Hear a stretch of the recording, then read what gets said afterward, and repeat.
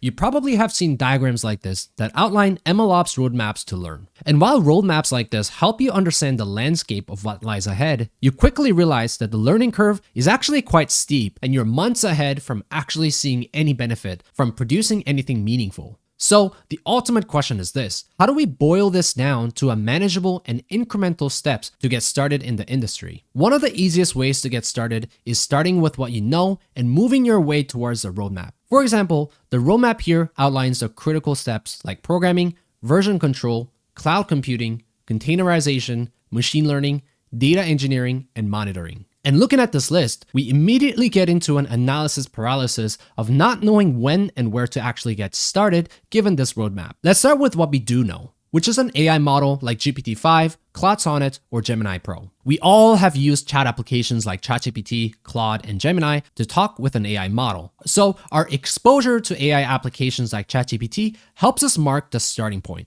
which is an AI model. Now, given the starting point, we face the first item in the roadmap: programming. Most AI models now are written in Python using popular libraries like TensorFlow, PyTorch, and NumPy. As you can see, behind the AI models that actually demonstrate intelligence, the building blocks behind these AI models are written in programming languages. So knowing what all the dependencies are and what environment it runs on and how the model actually comes together can become an extremely important skill set. Now that we can appreciate the programming side of MLOps, we need to understand version control. You'll find that the AI models that are used in production actually goes through different revisions and experiments, and your team relies on having multiple branches and versions to refer back to. And like we saw from the previous step, AI models are written in programming languages, which means we can use tools like Git and GitHub to effectively manage the underlying code. Next is cloud computing.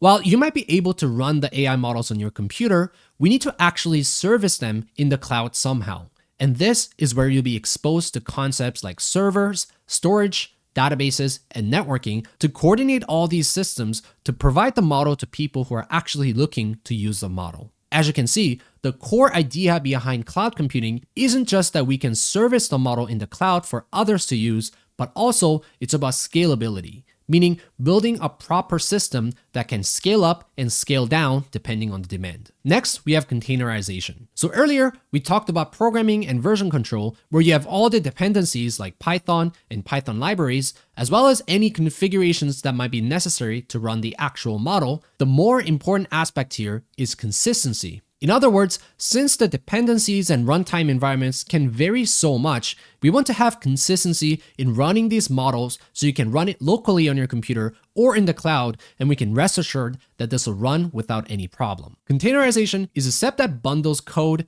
dependencies, and configurations all into a container that makes this entire operation portable across many environments. You'll also learn about Kubernetes and how this can be used in managing different containers and bring automation here using tools like Kubernetes as well. The next two are the bread and butter when it comes to MLOps, which is machine learning and data engineering. While all other concepts talk about managing the tools that can enable AI models, machine learning and data engineering is where intelligence actually starts to shape. You'll work with concepts like supervised and unsupervised learning, model evaluations, and hyperparameters, as well as different phases that are involved in actually trying to model intelligence within the AI model itself. Data engineering is the same, where you're trying to collect, clean, and transform the data that will be fed into the model, which is one of the most critical aspects of AI models' intelligence. Here, you'll find techniques like feature extraction, data validation, and pipeline automation that all ensure that your data that's used to train and retrain the model is readily available. Finally, we have monitoring. Here, you can learn about different feedback loops and notice signals that might suggest that the model or the data might be drifting. We know that as the business evolves, the requirements and the data will also change with it. So making sure that you're on top of this